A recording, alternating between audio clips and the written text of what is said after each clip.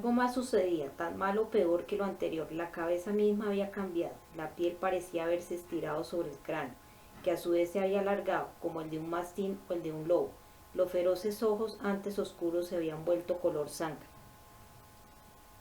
Los dientes de la mandíbula superior se habían clavado en el labio inferior y habían atrapado allí la lengua bífida, y los grandes incisivos eran curvados y agudos como agujas. Es la verdad, yo lo vi, pero solo en ese momento. Antes de que toda la cabeza comenzara a descomponerse rápidamente, era el calor. Debía de ser que la piel se ampollaba y la carne y la grasa se derretían, pero el inmenso horror de aquello hizo que me alejara a los tumbos, sí, y luego a grandes zancadas, lejos de esa cabeza extraña y en descomposición, pero también lejos del cadáver decapitado, en el cual había comenzado ahora el más horrible tumulto. Un tumulto y un colapso, Dios mío, sí, oh sí, recuerda que yo había cubierto sus vísceras con mi chaqueta. Una fuerza invisible sacudía ahora la chaqueta desde abajo, la desgarró y arrojó los dos trozos hacia el techo, de inmediato, y dando latigazos en el aire. Un tentáculo de carne leprosa salió del estómago retorciéndose en un horrible paroxismo. El tentáculo azotó el aire de la habitación como si fuera un látigo demoníaco, y serpenteó entre el humo y las llamas como si buscara algo. Cuando el tentáculo cayó al suelo y comenzó un examen espático pero sistemático de la habitación, retrocediendo solo ante las llamas, yo me subí a un sillón y me acurruqué allí, paralizado de terror, y desde ese lugar de observación ligeramente elevado vi cómo lo que quedaba del cadáver se desmoronaba, convirtiéndose primero en materia putrefacta, luego en huesos cuando la carne se desprendió, y finalmente en polvo ante mis ojos, y mientras eso sucedía el tentáculo adquiría un color plomizo, se encogía, se replegaba hacia el lugar donde había estado el cuerpo que lo albergara, hacia el polvo y los últimos fragmentos de huesos centenarios. Y todo eso, compréndalo usted, sucedió en unos segundos, en mucho menos tiempo el necesario para contarlo. De modo que hasta el día de hoy no puedo jurar lo que vi, solo puedo afirmar que creo haberlo visto. De todas formas, en ese instante el techo se hundió y me arrojó de la silla. Toda la zona de la habitación donde había tenido lugar aquel horror estalló en llamas y no dejó ver lo que quedaba de él. Pero mientras me arrastraba lejos de allí, y no me pregunte cómo salí de allí al aire de la noche, porque eso ha desaparecido para siempre en mi memoria. Resonó en aquel infierno un prolongado grito de agonía, el lamento más terrible, más lastimoso, más salvajemente colérico que he oído nunca y que espero no oír nunca más. Y después los cielos llovieron bombas una vez más y no me enteré de nada más hasta que recuperé el conocimiento en un hospital de campaña. Había perdido una pierna y, según me dijeron después, la razón o parte de ella, neurosis de guerra, claro está. Y cuando advertí que era inútil intentar convencerlos de que no era así, decidí dejar las cosas como estaban. El cuerpo y la mente solo eran víctimas del bombardeo, pero cuando me dieron el alta, entre mis pertenencias encontré algo que cuenta la verdadera historia y que todavía conservo. Capítulo 9. Sí, Gireski llevaba una cadena de oro que le cruzaba el chaleco. Ahora sacó del bolsillo de la izquierda un reloj de plata que no hacía juego con la antigua cadena.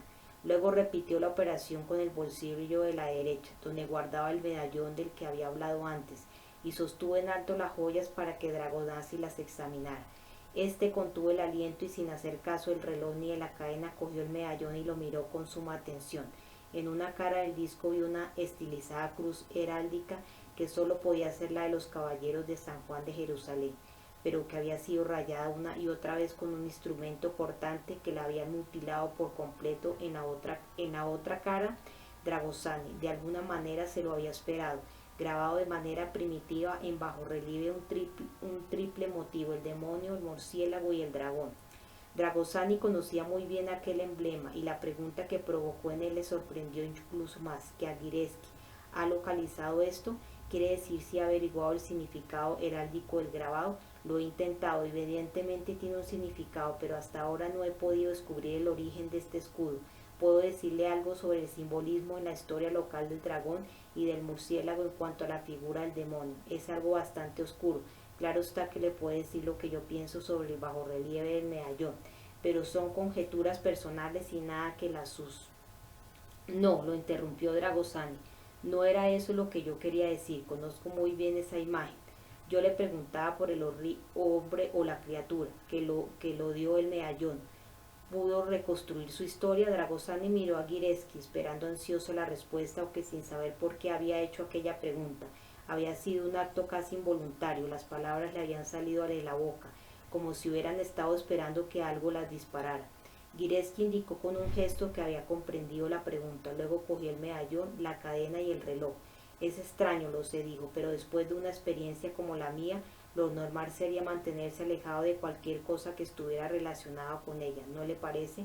Uno no esperaría que algo así lo impulsara a emprender un trabajo de años y años de investigación y búsqueda, pero eso es precisamente lo que hice y el mejor punto para comenzar esa investigación. Y usted también parece haberse dado cuenta, era el hombre, la familia y la historia de la criatura que yo había destruido aquella noche. Ante todo su nombre se llama Fetor Ferenci. Ferenci, repitió Dragosani, paladeando casi la palabra. Se inclinó hacia adelante, sus manos apretaban con fuerza la mesa.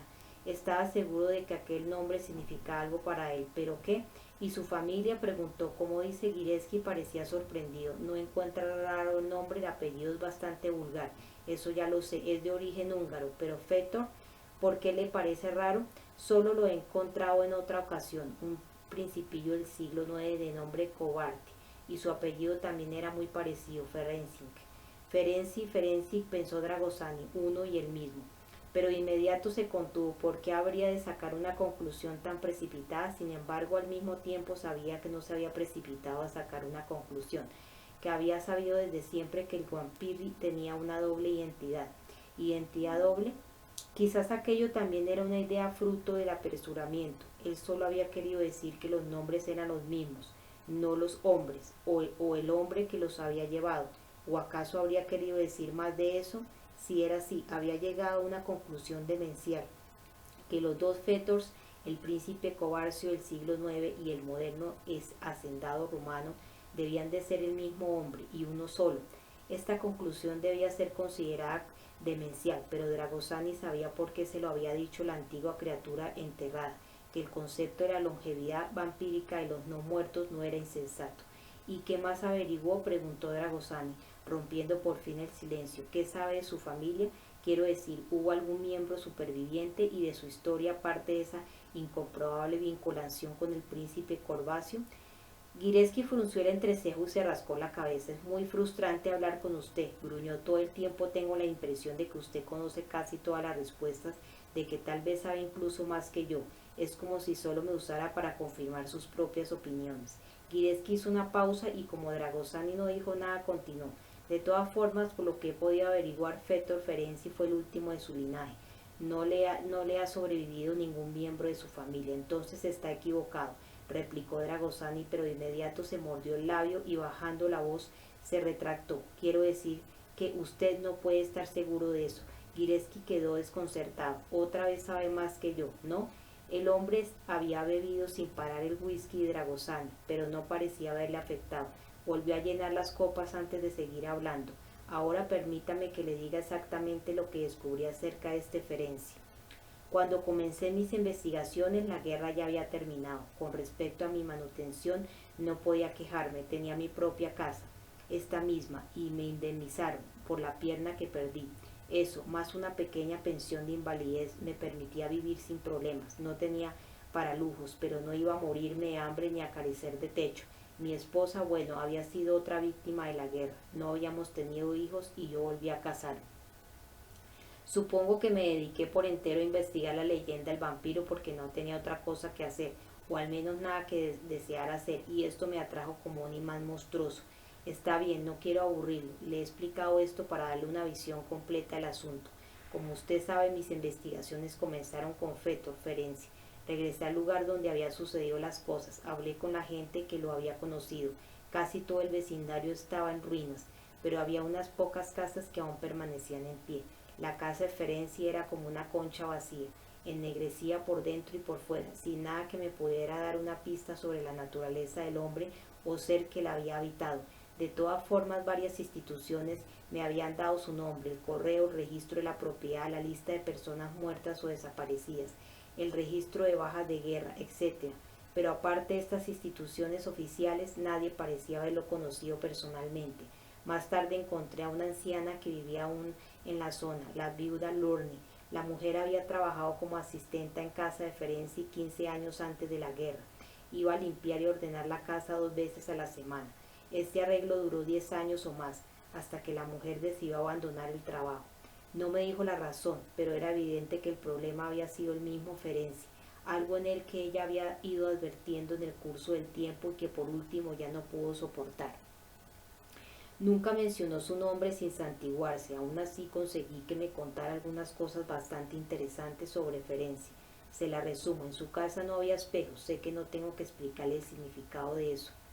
La viuda Lorne nunca vio a su patrón fuera de la casa durante el día, en verdad no lo vio nunca fuera, a excepción de 2 ocasiones y ambas por la noche en que salió al jardín. Ella nunca guisó para él ni lo vio comer, nunca. Él tenía una cocina, pero la anciana nunca lo vio utilizarla. Y si alguna vez lo hizo, la limpiaría él mismo. No tenía esposa, ni familia, ni amigos. Recibía muy pocas cartas y a menudo pasaba varias semanas fuera de casa. No tenía ningún trabajo y al parecer tampoco trabajaba en su casa, pero siempre tenía dinero y en abundancia. Cuando investigué no pude encontrar ninguna cuenta de banco a su nombre. En resumen, Ferenzi era un hombre muy extraño, muy reservado y muy solitario. Pero eso no es todo, el resto es más aún raro. Una mañana cuando fue a la casa a limpiar, la mujer se encontró allí con la policía, 3 hermanos, una conocida banda de ladrones que operaba en la zona de Moreni. Unos delincuentes que la policía llevaba años intentando atrapar habían sido detenidos en la casa. Al parecer habían entrado durante la madrugada, pensando que la casa estaba vacía, una equivocación que les costaría muy cara. Según las declaraciones que hicieron después a la policía, Ferenzi arrastraba a uno de ellos al sótano y obligaba a los otros 2 a acompañarlo cuando distrajo su atención la llegada de un grupo de jinetes. Recuerden, en aquellos días la policía local aún utilizaba caballos en las regiones más aisladas. En efecto, se trataba de las fuerzas del orden, puestas sobre aviso de que había merodeadores en la zona. Eran los hermanos, claro está, y nunca hubo delincuentes más satisfechos de que los pusieran en manos de la ley. Eran 3 desalmados sin duda, pero Fetor Ferenzi los había vencido fácilmente. Todos tenían el brazo derecho y la pierna izquierda quebrados, y el responsable era el dueño de la casa. Dragosani piense que fuerza debe haber tenido. La policía le está demasiado agradecida como para profundizar en lo sucedido, dijo la viuda Lorne. Después de todo, Ferenzi había defendido su vida y su propiedad, pero la viuda que estaba presente cuando se llevaron a los hermanos era evidente que su patrón los había aterrorizado.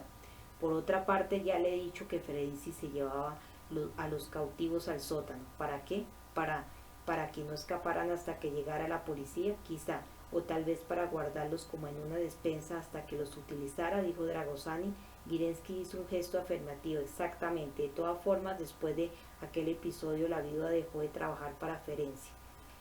Me sorprende que la dejara marchar, quiero decir, ella debe de haber sospechado algo. Usted dijo que estaba decepcionada con su trabajo, que con el paso del tiempo se había dado cuenta de que había algo en su patrón que no podía soportar. ¿No le preocupó a él lo que ella pudiera decir?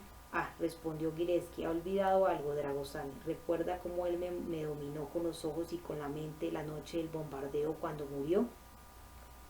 Hipnotismo, dijo de inmediato Dragosani. Sí, asintió Gillespie con una sonrisa inexorable. Es una de las muchas artes del vampiro. Ferenzi se limitó a ordenarle que mientras él viviera, ella mantuviera la boca cerrada. Mientras él viviera, ella olvidaría todo lo que sabía de él, olvidaría incluso que había visto en él algo siniestro. Ya lo veo, dijo Dragosani, y su poder era tan grande, continuó Gillespie, que ella realmente olvidó hasta el momento en que yo comencé a hacerle preguntas sobre su antiguo patrón, muchos años más tarde, y entonces Ferenzi ya estaba muerto. La manera de ser de Gillespie comenzaba a irritar a Dragosani. El aire de satisfacción consigo mismo del hombre, su suficiencia y el buen concepto que parecía tener sobre sus dotes de detective. Pero todo esto, claro está, no son más que suposiciones, dijo al fin el nigromante. No sabe nada con certeza. Claro que sí, respondió el otro enseguida. Lo sé por la viuda.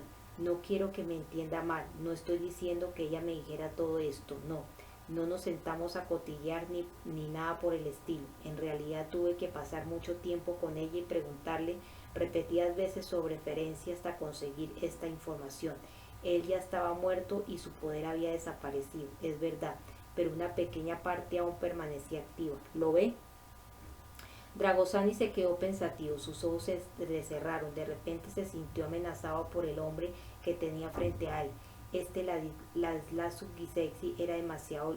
Gireski era demasiado listo. Dragosani se sentía ofendido por él y se preguntó por qué. Le resultaba difícil comprender sus propios sentimientos. Esa repentina emoción, ese lugar era demasiado cerrado, le producía claustrofobia. Tenía que ser eso. Sacudió la cabeza, se irguió en la silla e intentó concentrarse. Supongo que la viuda ya ha muerto. Sí, hace años. En ese caso, nosotros somos los únicos que sabemos algo de Fetor Ferenczi. Gireski miró a Dragosani. La voz de este había bajado tanto que era poco más que un gruñido bastante siniestro. Algo le pasaba. A pesar de la mirada de interrogación de Gireski, volvió a sacudirse, pestañeando rápidamente. Sí, así es, respondió Gireski y frunció el entrecejo. No he hablado con nadie de esto en no sé cuántos años. No hubiera servido de nada, pues nadie me habría creído. Pero ¿se encuentra bien, amigo? ¿Hay algo que le preocupa? A mí, preguntó Dragosani y se inclinó hacia adelante como si algo le empujara hacia Gireski. Se obligó a sentarse muy derecho en la silla. No, claro que no. Solo tengo un poco de sueño. Debe ser la comida, la excelente comida que usted me ha dado. Además he recorrido un largo camino en los últimos días. Sí, estoy fatigado.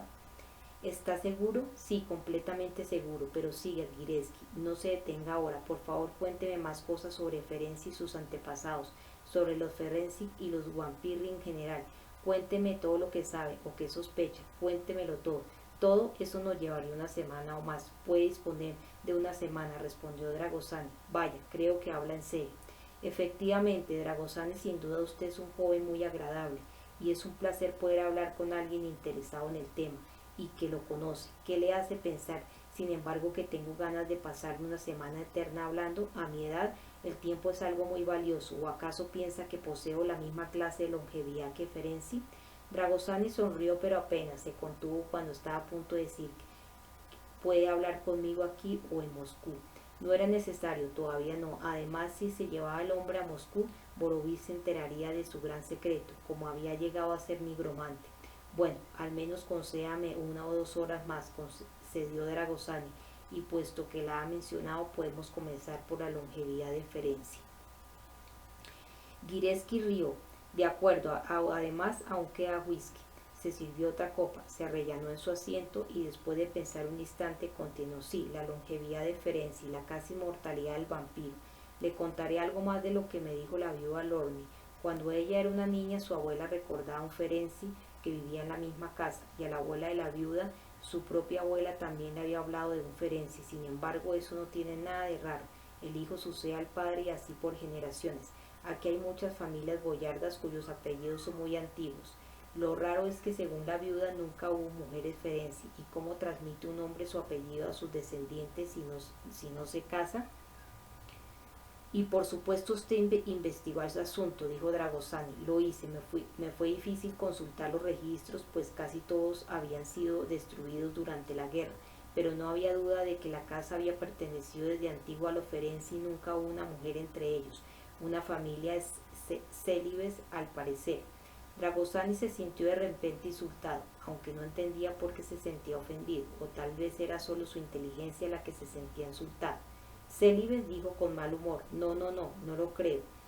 Gireski hizo un gesto de asentimiento. En verdad, él también estaba enterado de la rapaz naturaleza vampiro. No, claro que no, dijo, de acuerdo con Dragosani. Un vampiro célibe, ridículo. La codicia es la fuerza que mueve al vampiro. Codicia de poder de carne, de sangre. Pero escuche esto. En 1840, un tal Bela Ferenczi se puso en camino a través de los Cárpatos meridionales para ir a visitar a un primo que vivía en las montañas de la frontera norte austrohúngara. Esto está bien documentado.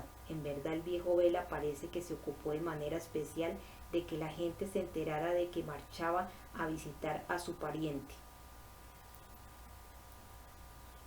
Instaló a un hombre en su casa para que cuidara mientras él estaba fuera. Por cierto, no un hombre del lugar, sino un gitano. Alquiló un coche con cochero incluido para la primera parte del viaje. Hizo las reservas para los correspondientes enlaces en los puertos más altos y completó todos los preparativos que en aquellos tiempos eran necesarios para viajar por esas regiones. Además hizo correr la voz en la zona de que aquel era un viaje de despedida.